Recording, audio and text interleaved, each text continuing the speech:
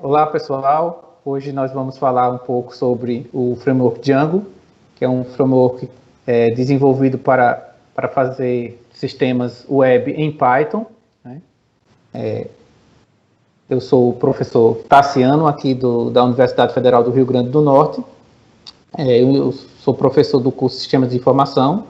Eu fui convidado pela Renata Kelly, do Potiguaras Vale, e eu trabalho com desenvolvimento de software, com análise de sistemas, com arquitetura e com mineração de repositórios. Atualmente eu estou como chefe do Departamento de Tecnologia e Computação, aqui do DCT, Departamento de Computação, e eu já fui desenvolvedor no mercado, na empresa chamada Polytech, analista de sistemas, e hoje eu trabalho com o desenvolvimento de software. E nosso intuito aqui é falar de um framework, né, muito utilizado hoje em dia para o desenvolvimento web. Antes de falar do framework em si, gostaria apenas de comentar sobre a linguagem Python, que é a linguagem desenvolvida por Guido van Rossum em 1991. Ela é uma linguagem de programação de alto nível, com várias funcionalidades, né? Ela é interpretada, você pode criar scripts para automatizar várias tarefas dentro do seu ambiente de desenvolvimento. Ela é orientada a objeto, ela é imperativa e ela facilita muito a vida de gerentes de sistemas, de redes, de analista de redes, que você pode automatizar vários procedimentos. Ela está na sua versão 3, né, 3.8, está para sair a 3.9, e ela é amplamente utilizada em ciência de dados, inteligência artificial, machine learning e desenvolvimento web, que é o nosso foco dessa apresentação. É uma tecnologia que tem código dela escrito em Python no Instagram, no Netflix, no Spotify, no Reddit, Facebook e Google. Ou seja, nós temos grandes empresas, grandes desenvolvedores de soluções que utilizam Python. E ela também está sendo muito utilizada na academia para a parte de ciência de dados e análise de dados. Um exemplo disso é todas as estatísticas que a gente já encontra relacionadas com a pandemia Covid, todas feitas utilizando todo o ferramental de análise de dados da linguagem Python. Então, a ideia de falar de Django, que é um framework para Python, surgiu também pela popularidade da linguagem Python. O que é o Django? Né? Django é um framework web, server-side, de alto nível escrito em Python. Então, a ferramenta Django, ela é escrita em Python e ele é um framework web server-side, ou seja, ele é feito para você desenvolver sistemas web, ou seja, sistemas que vão rodar na internet, né, acessíveis via um navegador, e o grande foco dele é o back-end, né, a parte que você roda no servidor, não é a parte que roda no cliente no usuário, né, que roda no navegador. E ele segue uma filosofia, vamos dizer assim, que são essas 5 características, né? Essa primeira é ridiculosamente rápido, totalmente carregado, seguro, escalável e inacreditavelmente versátil. Então, os criadores dele prezaram por essas palavras-chave, por essa metodologia de desenvolvimento. Ele incentiva o desenvolvimento rápido e o design limpo e pragmático. Ou seja, a intenção do framework Django é que você não escreva tanto código, que você escreva o mínimo possível. Você só vai escrever código direcionado à sua aplicação. Então, ele tem funcionalidades básicas de todo o sistema web. Então, todo sistema web tem que ter um login e senha, tem que ter um recuperar senha, tem que ter controle de segurança de funcionalidades, tem controle de perfis. O perfil administrador pode acessar todas as funcionalidades, mas o perfil gerente tem menos, o perfil cliente tem menos, o perfil fornecedor. Então, dependendo do perfil de usuário do sistema, você tem as telas que ele pode acessar, as funcionalidades que ele pode acessar. E dessa forma, né, o desenvolvedor pode focar apenas nas regras de negócio do seu próprio aplicativo, ou seja, no que o seu aplicativo tem de diferente que tem que fazer. O que é padrão, o que é comum a todos os sistemas web, o desenvolvedor não vai precisar se preocupar tanto. Vai ter a ferramenta Django, o framework Django, que vai ter código pronto para ele reutilizar. E uma grande vantagem da ferramenta Framework Django é que ele é de código aberto e gratuito desde a sua criação. Ele foi criado, né, desenvolvido em 2003 e 2005, por um time de desenvolvedores web experts, né, experientes. Eles trabalhavam para empresas e foram notando que parte daquele código que eles estavam fazendo para outras empresas, para outras soluções, eles já tinham feito aquele código, já tinham preparado em outros sistemas. Então, o que eles fizeram? Refatoração e reutilização destes códigos, usando padrões de projeto, né, padrões de design, e deixaram separado o código que era em comum. Então, eles criaram um framework genérico, né, de código aberto, que foi chamado de Django e lançado em julho de 2005. As versões do Django hoje. O Django hoje tem a versão 2.2, que é LTS, que é Long Term Services, ou Long Term Support, que dá suporte às funcionalidades e correção de bugs até a data final, que no caso da versão 2.2 é até abril de 2022. A versão Django atual, né, em desenvolvimento estável, é a 3.0.7 e tem um suporte até 2021, ou seja, ela está em desenvolvimento. A próxima de Long Term Support, né, a próxima de suporte longo, vai ser a versão 3.2, que deve ser lançada já no próximo ano, em abril de 2021, que traz todas as novidades, tanto do Python, mais novo, quanto de funcionalidades novas do Django. Onde é que o Django está sendo utilizado? Então, do mesmo modo que o Python está sendo utilizado em uma série de empresas e ferramentas, o Django, que é um framework para fazer os sites, os sistemas web, estão sendo utilizados em uma série de outras empresas também.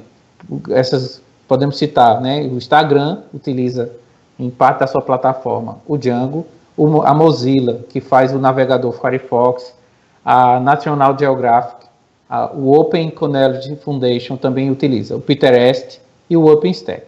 Todas essas sites, ferramentas, utilizam o framework Django para fazer seus sistemas web.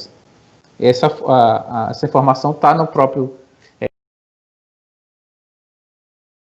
do Django, mas você encontra referências ao Django em uma série de outras ferramentas. Verificando, né, nós temos um site chamado hotframework.com, que ele traz o ranking dos frameworks que estão sendo utilizados de várias linguagens. Então, eu coloquei aqui, né, os primeiros colocados, né, o ranking pontua por uso, ele analisa o GitHub, analisa sites de perguntas e respostas, sites de divulgação de linguagens e de frameworks, e mede a popularidade desses frameworks. Aqui nós podemos ver que o framework top, né, o número 1 hoje, é o React, né, que é para JavaScript, para desenvolvimento de interfaces web. Né, a parte de cliente, que roda no seu navegador, que vai rodar no celular, que vai rodar no dispositivos móveis, né, tablets e tal. Em segundo lugar, tem o ASP.NET MVC, que é uma plataforma da Microsoft para trabalhar também para a web. Em seguida, vem empatado o Angular, Ruby on Rails e AngularJS, que são frameworks, né? O Angular é um framework para JavaScript e o Ruby on Rails é um framework web para desenvolver sites web com Ruby. Em seguida vem o Vue, também para JavaScript, e o Django para Python.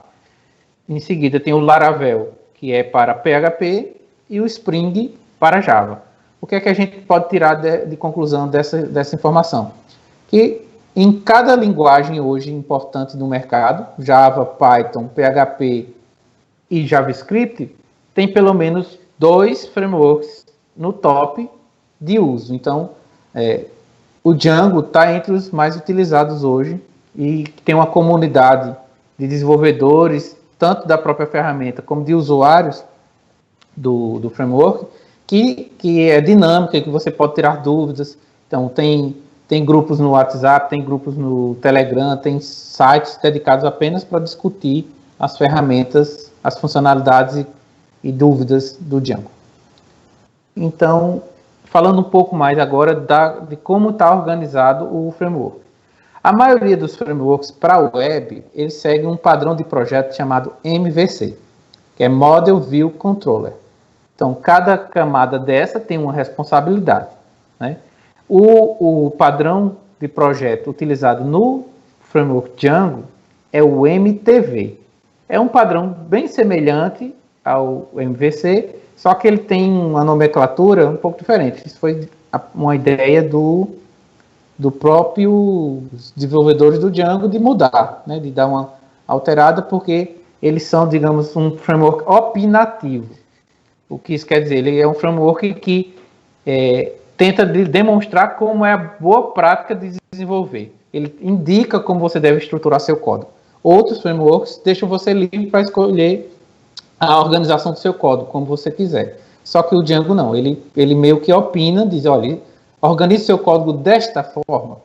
Então, ele tem a camada model, né, que é onde acontece toda a interação com o banco de dados, é onde fica a lógica de negócio, que vai tentar acessar o banco de dados, que vai calcular alguma métrica. Existe a camada de templates, que é onde acontece a renderização dos dados, ou seja, o dado que veio lá do banco de dados, ele vai ser mostrado, né, vai ser desenhado na tela, né, usando um template. Geralmente esse template usa tecnologias HTML, que está na versão 5, né, HTML5, que é o mais recente, CSS3 e o próprio JavaScript para você fazer sua página. Então, ele usa templates para você montar no final uma página HTML que vai abrir no navegador. E tem a camada View, que é a camada de lógica que vai controlar, ela fica entre o modelo, que é a parte do banco de dados, e a tela. Então, o View é onde você vai colocar as lógicas de comunicação. Tudo que o usuário digitar na tela, ele vai entrar pela View e pode chegar até o banco de dados, e tudo que lê do banco de dados passa pela View para ser mostrada na tela, né? As regras de negócio do Django, eu posso nessa View ou no Model quebrar em outras camadas, né? Você pode utilizar outros padrões de projeto arquiteturais para ter novas camadas. Um exemplo muito utilizado é a camada Service, que você cria uma camada de serviços que essa minha camada View vai chamar. E a camada de serviços é que vai acessar o modelo e o banco de dados. Ainda sobre a arquitetura do Django, aqui eu tenho um esquema do funcionamento, né, do funcionamento como um todo do framework.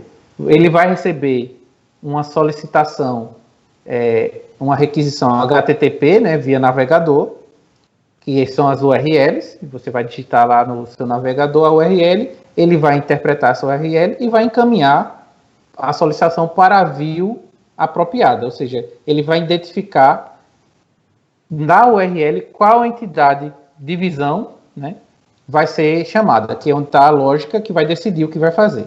Então, chegando na view, ele vai decidir se vai mandar para o model para ler ou gravar algum dado, né, no banco de dados, se vai já dar uma resposta ao HTTP lendo um template, que é um arquivo HTML que vai dar a estrutura da página.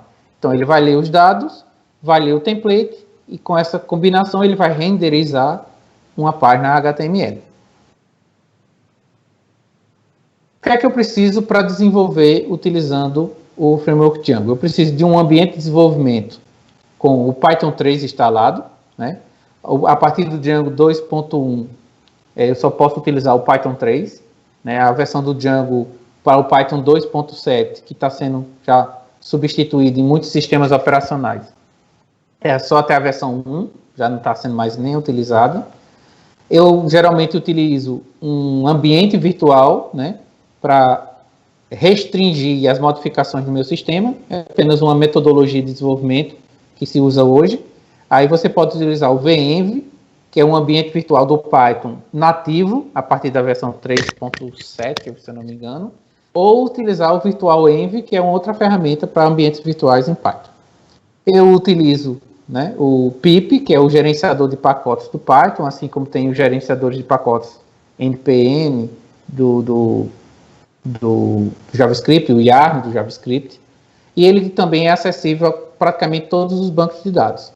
Você tem biblioteca para acessar o Postgres, o MySQL, o Oracle, e ele usa também o SQLite, que é um banco de dados embutido, que você não precisa instalar no seu sistema. Ele trabalha na memória e trabalha com texto. Então, minhas recomendações para você preparar o ambiente. Você deve instalar, né, o VEnv, que é o ambiente virtual para Python na sua máquina. Né? Esses comandos, eu utilizo o Linux, né? O meu sistema operacional é Ubuntu, que é baseado em Debian. Então, ele tem o comando apt, que é o comando que a gente utiliza para instalar pacotes, softwares no nosso sistema. Então, o comando sudo, ele me dá poderes de usuário administrador do meu computador. Então, eu tenho que ter uma senha de administrador.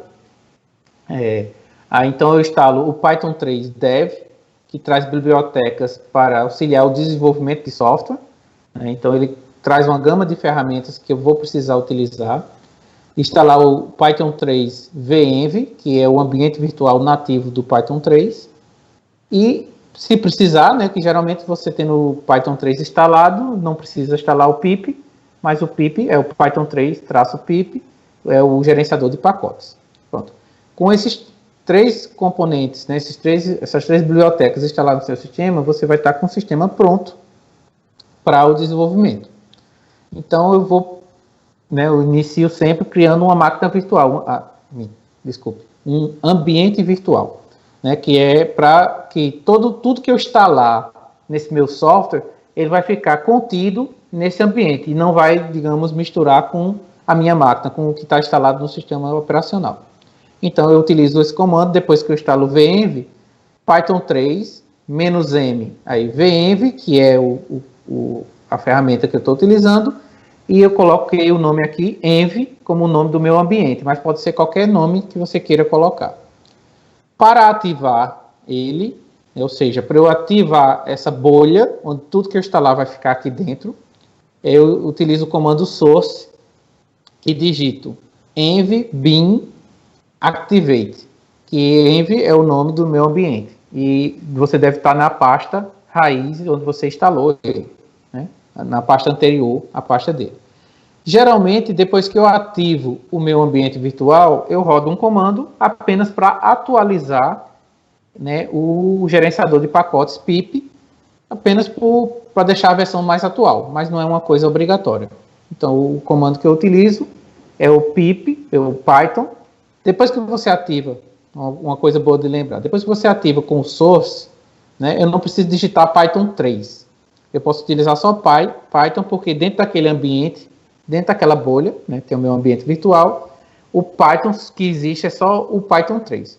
Né? Geralmente, em sistemas Linux baseados em Debian, vem instalado por padrão o Python 2.7. Então, por isso que eu preciso identificar qual Python estou usando. Mas dentro da minha bolha, dentro do meu ambiente virtual, eu não preciso. Então, Python -m, pip, install, -- upgrade, pip. Esse comando vai atualizar o pip dentro desse ambiente virtual. Isso não causa nenhum impacto. A partir de agora que eu ativei o meu ambiente virtual, isso não causa nenhum impacto no meu sistema operacional como um todo. Tudo que eu instalar, tudo que eu remover, vai estar dentro desse ambiente virtual. Após eu atualizar o pip, eu posso agora instalar o framework Django. Né? Simplesmente eu vou fazer pip install Django e eu vou colocar a versão. Quando eu estava preparando esse material, já existia a versão 3.0.8, né? Estava sendo lançado. Mas como o material e o código que eu fiz foi para 3.0.7, eu mantive aqui. Então basta fazer esse comando, pip install Django igual 3.0.7.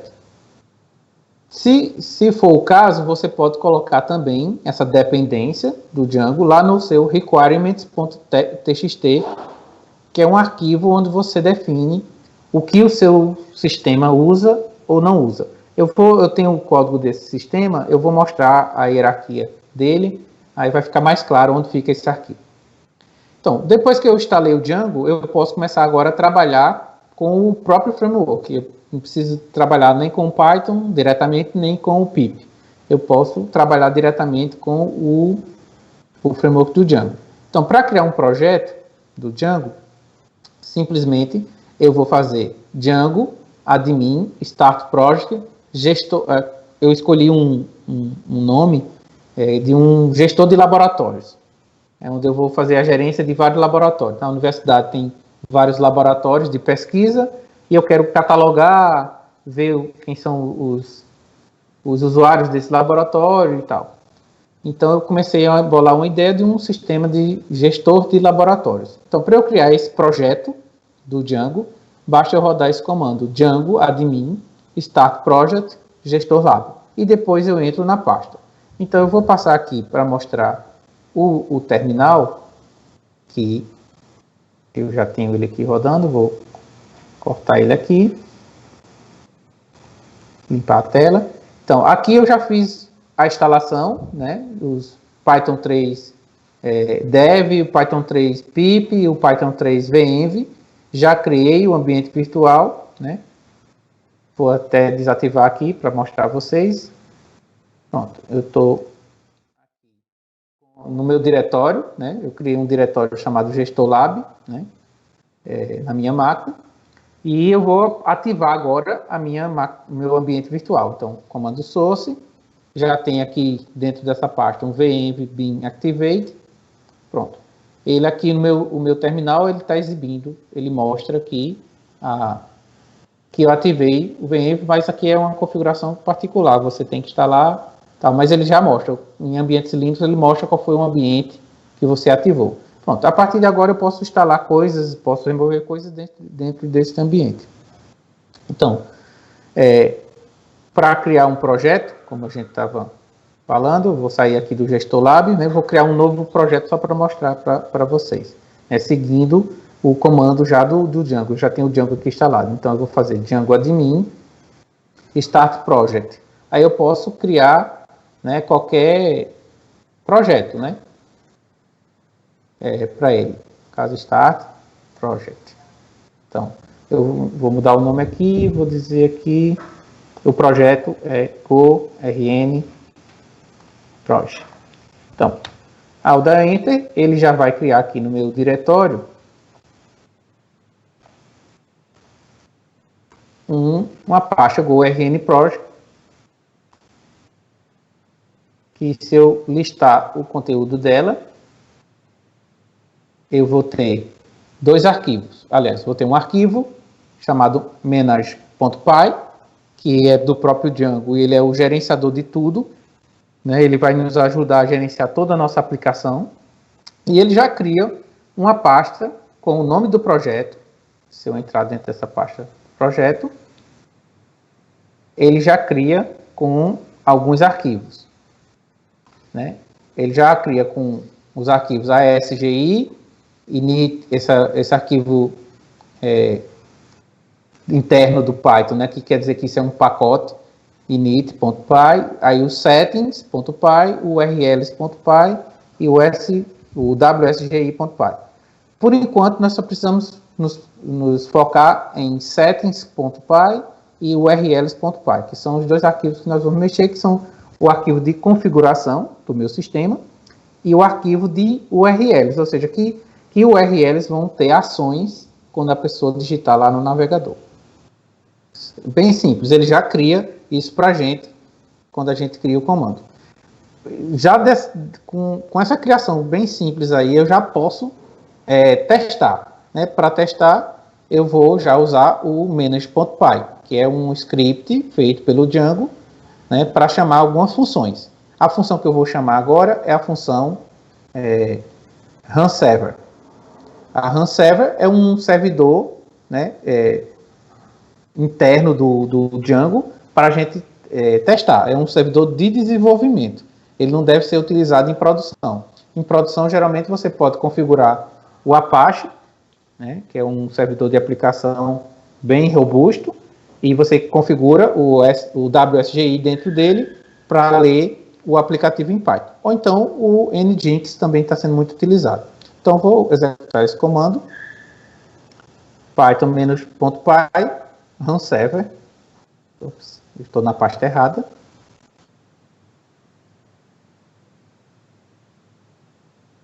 Agora estou no diretório raiz. Pronto. Ele já carregou, né? Ele está me dando uma mensagem aqui que eu não rodei alguma coisa em vermelho do banco de dados, mas realmente a gente ainda não fez isso. E ele vai rodar na porta 8000 no seu navegador. Então, se você abrir o seu navegador na porta 8000 e der um Enter, ele já vai mostrar para você que o Django está ativo, né? Ele disse que você conseguiu instalar o Django perfeitamente. Então, uma linha de comando, você consegue ter um projeto, digamos, com a página básica rodando já. Continuando aqui, né? Eu posso organizar meu arquivo, criando um arquivo, posso organizar as dependências do meu sistema, criando um arquivo requirements.txt, que já é uma padronização dos projetos Python, né? Que aí você pode rodar um comando pip e ele vai instalar todas as dependências. Por enquanto, o nosso aplicativo tem apenas a dependência do Django. E depois você pode, né, rodar isso aqui, ele vai instalar todas as dependências. No nosso caso, eu já tenho isso instalado, o Django já estava instalado, então eu não preciso fazer isso, mas eu posso ter na minha pasta lá o requirements.txt. Pronto. O Django, ele é baseado em dois conceitos. Eu tenho o projeto, né, que vai ser o projeto como um todo do meu sistema, e dentro deste projeto eu crio aplicações, eu crio apps. Então, cada app eu posso interpretar ou como um subsistema, ou como um módulo do meu sistema, ou simplesmente como sendo o próprio sistema. Se eu fizer um projeto que só tem um app, eu vou ter um projeto, um app naquele projeto, só vou ter um. Então, ele todo já é o próprio sistema. Então, para criar um app, ou seja, para criar um aplicativo dentro desse nosso projeto, eu vou para a raiz do projeto. Deixa eu matar aqui o servidor. Vou para a raiz do meu projeto, que tem aqui o manage.py, né? E vou rodar o comando python manage.py start app. O comando anterior que a gente fez foi o start project. Aí agora, dentro desse projeto, eu posso fazer vários start app, que ele vai criar o meu projeto, o meu app, aliás. Start app. Aí eu vou colocar aqui, eu chamei de LabCoff, vou mudar o nome. Apresentação. Só para a gente criar um app diferente. Pronto. Ao fazer isso, ele já vai criar aqui dentro do meu diretório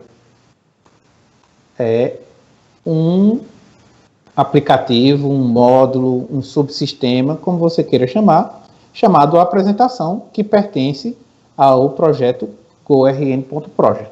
Ele já criou aqui também para a gente um arquivozinho de banco de dados do SQLite 3, que é o banco de dados padrão que ele vem configurado. Então, se você não quiser instalar um servidor, né, um sistema gerenciador de banco de dados grande, você pode utilizar o próprio SQLite para fazer pequenos projetos.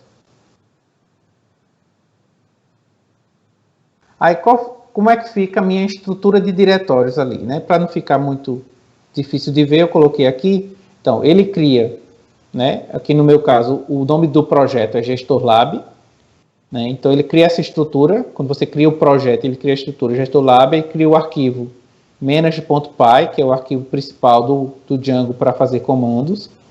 Dentro dessa pasta, ele cria uma outra pasta chamada com o mesmo nome do projeto, onde ele coloca as configurações do projeto. Então, aqui, os dois arquivos importantes para a gente é o settings e é o URLs. Dentro do aplicativo, né, que aqui a gente chamou ele de LabCoff, que é um momento onde o laboratório da gente faz apresentações, entre os alunos apresentam algum tema. que eu chamei de LabCoffee, e dentro dele ele cria uma outra hierarquia, né? Para cada projeto, para cada app que a gente tiver dentro do nosso projeto, a gente vai ter essa hierarquia. Então, tem o admin, apps, models, teste, URLs, views, aí tem o init.py, que é o arquivo que configura que essa pasta, esse diretório, é um pacote do Python, e tem uma outra pasta chamada migrations, que a gente vai explicar mais à frente. Então, os pontos importantes que a gente tem que ver aqui é o models, URLs e views. Então, para cada app eu posso ter models, URLs e views. Então, eu posso configurar o URL de cada aplicativo.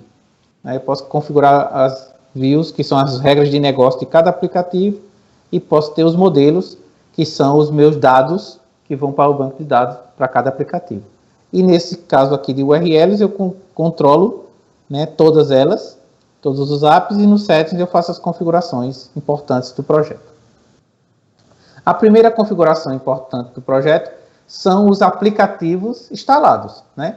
Como eu disse, o Django é baseado em aplicativos. Você vai criando aplicativos que são módulos do seu sistema, do nosso sistema, e vai criando. Por enquanto, eu só criei um aplicativo, né, que foi o aplicativo LabCoffee. E esse nome aqui é o nome padrão, que ele cria automaticamente, aí você tem que digitar esse aqui. Esse aqui, nesse arquivo de configuração settings.py, essa linha em laranja aqui não vem. Como eu criei esse aplicativo, eu tenho que vir nessa linha laranja e acrescentar. Você vai notar que já vai existir 6 outros aplicativos já do próprio Django para você. Ou seja, dentro daquilo que a gente falou no início, que o Django já traz para a gente uma série de ferramentas, uma série de funcionalidades que todo sistema web precisa, né? Ele já vem. Então, se ele já vem pronto, eu vou poder já utilizar. Então, ele já coloca aqui um administrador, ou seja, já vem com um sistema para administrar meu aplicativo, meu projeto. Vem com um sistema de autorização e autenticação de usuários, ou seja, login, senha, esqueci senha e permissões. Um sistema para conteúdos, para exibir imagens, vídeos, áudios, tudo. É um aplicativo para sessões, controlar as sessões de usuário, ou seja, quanto tempo você fica ativo logado dentro do sistema. Um aplicativo para a exibição de mensagens e um aplicativo para arquivos estáticos, que são aqueles arquivos que não vão mudar com o tempo. Geralmente são arquivos CSS, JavaScript, algumas imagens que são padronizadas do sistema. Em seguida, né, lembra que a gente falou, né, os dois importantes é o settings do projeto e o URLs do projeto. Então, são os dois que eu estou mexendo. Mexi no settings, coloquei o novo aplicativo, que é o que eu criei. E aqui no URLs, né, o que está de azul já vem... Estes são os principais... Já vem com... no texto lá que ele cria, quando ele gera o arquivo. Mas aí você pode adicionar, né? Então, você tem que colocar um padrão de URLs. Ele segue esse estilo aqui. Tudo isso aqui é código Python, pessoal. Então, você pode... que conhece Python, ele está fazendo escrita em Python. Então, aqui eu estou fazendo uma lista. Então, o primeiro elemento da lista é um path, que é para o admin, que é aquele aplicativo que a gente sabe que já vem nele. E eu digo, as URLs do admin estão em admin.site.urls. Só que a gente tem o nosso aplicativo chamado LabCoffee. Ele vai detectar de uma outra forma. Isso aqui eu coloquei de uma outra forma apenas para exibir. Eu posso escrever como essa primeira e posso escrever como essa segunda, por quê? De início, nós vamos só ter esse aplicativo. Então, eu coloquei aqui um redirect para assim que a pessoa digitar o endereço 2.80 no navegador, ele já joga para o aplicativo LabCoffee e permanentemente. Se eu tirar isso aqui, eu vou ter que escolher admin, LabCoffee e assim por diante. Uma outra configuração que você tem que fazer é a configuração do banco de dados, né? Também fica lá no settings.py do projeto.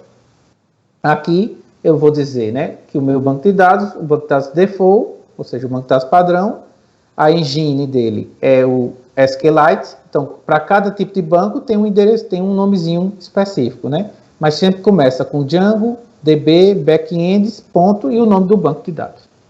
E vou dizer, nesse caso aqui, simplesmente, onde ele vai estar salvo. Então, ele vai salvar no diretório base do projeto com o nome db.sqlite3. Se fosse um MySQL, um Postgres, você teria que colocar aqui onde está o servidor de banco de dados seu, colocar o usuário e senha de acesso. Após você configurar o banco de dados, você tem que fazer uma ação chamada migrate. Né? Não sei se vocês viram, quando a gente rodou aqui no navegador o servidor,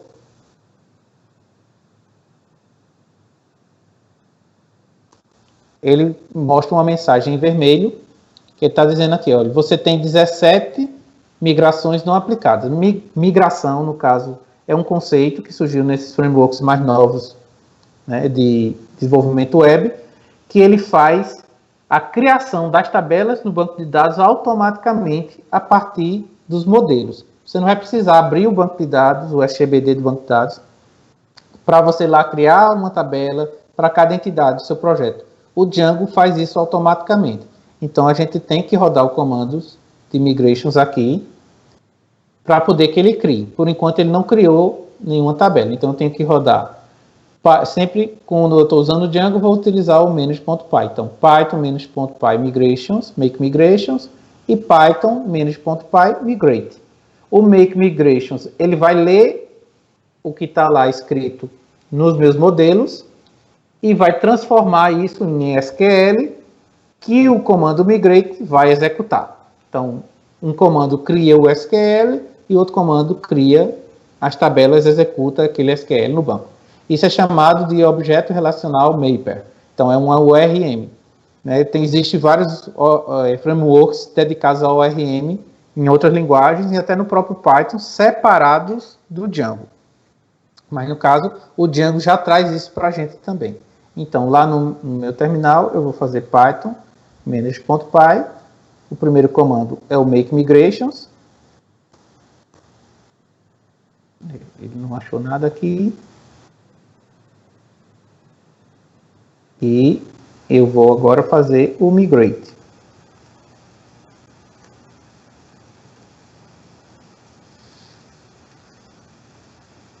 Então, para cada um daqueles aplicativos que a gente já tem definidos pelo próprio Django, né, o admin, o auth, o sessions, ele já vai criar para a gente automaticamente as tabelas daqueles sistemas, daqueles apps que a gente já tem dele lá.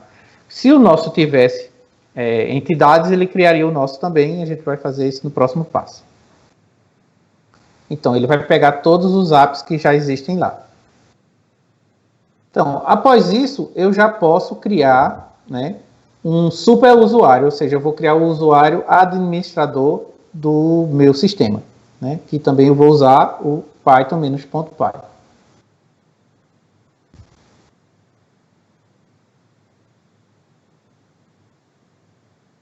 Aí eu posso criar o usuário como eu quiser, né? Eu vou deixar um e-mail genérico e vou chamar ele de admin. Aí ele pede uma senha. Vamos digitar uma senha padrão aqui. Novamente. Ele reclamou que a senha é muito fraca, mas tudo bem. Eu vou querer ela mesmo, sim. Pronto. Ele já criou um super usuário. Então eu vou rodar aqui o meu Python manage.py run server. Pronto, agora ele não dá mais a mensagem de erro, né? E eu vou entrar lá só para mostrar a vocês que ele já cria para a gente aqui, né, o admin, que é uma ferramenta de administração que o Django já traz para a gente. Então, se você, mesmo que você não faça nenhuma tela para o seu sistema, né, ele já vai dar para vocês um gerenciador de usuários e de grupos. Aqui você pode criar os usuários do seu sistema, né, e dizendo se ele faz parte da equipe de administradores ou não. Então, você pode criar usuários, né? É bem básico, username, password e pronto, você já criou um usuário. Ele pede algumas outras informações, como o primeiro nome e o último nome também.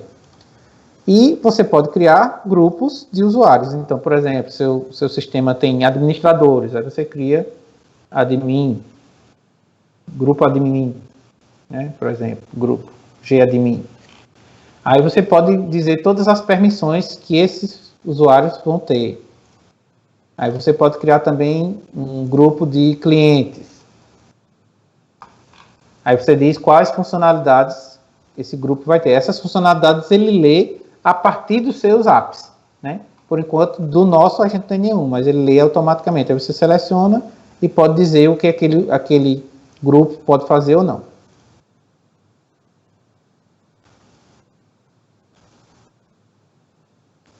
Vamos para criar modelos no meu projeto. Eu uso classes, né, do próprio Python, né? Aqui tem um exemplo.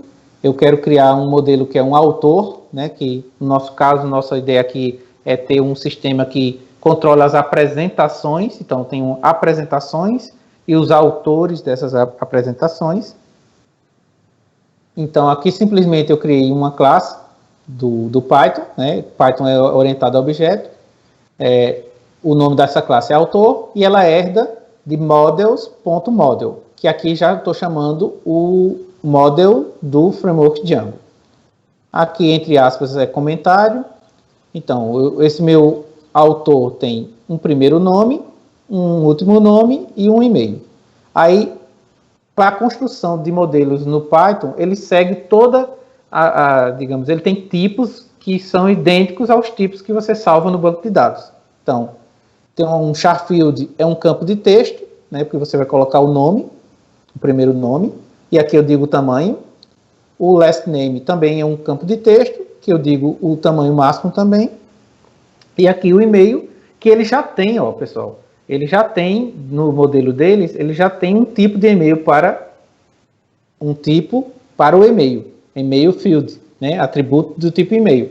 Isso permite o quê? Que ele já faça todas as validações daquele tipo. Então, e-mail tem que ter o arroba, né, e-mail tem que ter um nome após o arroba, que vai ser o domínio dele. Então, eu tenho vários tipos que já vão me ajudar. Data, hora, né? E isso facilita na hora de validar, tanto na entrada no sistema, quanto ao salvar no banco de dados. Um outro modelo aqui que eu coloquei como exemplo, apenas para exemplificar as chaves estrangeiras, né? É o modelo Presentation, de apresentação, né? de uma apresentação, né? Como essa que a gente está fazendo aqui, que um aluno pode fazer. Ela tem um título, aí ela tem um autor. Aí um autor eu já salvei na outra classe, na outra tabela. Então, tudo eu chamo de models, e eu posso dizer que é uma foreign key, né, do tipo autor. E se eu deletar o autor, aqui, na minha apresentação vai ser setada para nulo, e eu posso dizer, olha, o branco é permitido e o nulo é permitido, ou seja, eu posso criar uma apresentação sem dizer o autor.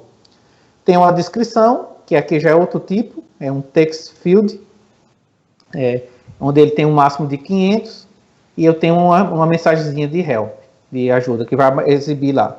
E eu tenho uma data e uma hora que ele vai ser executado, que é um data time field, que aqui eu junto data e hora no mesmo. Então, eu criando esses dois modelos e depois rodando o migrate, né, eu vou poder fazer com que apareça esses dois modelos no meu admin, apenas adicionando ao admin, ou seja, lá naquele administrador eu posso adicionar os meus dois modelos, né, acessando o admin.py e adicionando o register das duas, e vou poder também usar eles todos por aquele administrador sem ter feito nenhuma tela. Agora eu vou mostrar rapidamente apenas como você constrói uma tela para sua mesmo, né? Não sem usar a tela do administrador que já vem junto. Então, você teria que criar lá na URLs views.py, né, um path para o seu aplicativo, né, no meu caso o nome é labcorp.urls, que é o arquivo que está dentro do aplicativo, e adicionar lá no aplicativo um caminho dizendo, olha, a primeira view, né, a view principal, vai ser a index. Estou dando um nome para ela.